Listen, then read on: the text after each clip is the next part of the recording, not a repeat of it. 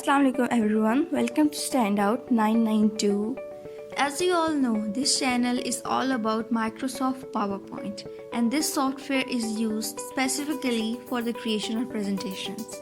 In this tutorial, I am going to show you how to divide your paragraph to make an infographic slide. Don't forget to subscribe to my channel for more updates. Let's take an example of a paragraph over here. This paragraph is related to computers. What you have to do is to divide this paragraph into different points first, like I did here. Eliminate all the extra points or all the extra words which you don't need it.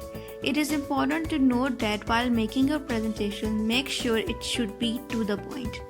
Now let's move towards the second point. Once you separate the important lines, start modeling your slides. Set the background. I set simple gradient background. You can choose an image as well. Place your text into different shape. I used rectangle shape. The last step is to add any GIF image. Because my paragraph is related to the computer, so I go to Google and I type computer GIF. You can find many GIFs over there. Pick whatever you like. You can see a huge difference between the first slide and the last slide. It can only take few minutes to do this. Do try this and don't forget to give your opinion. Thank you.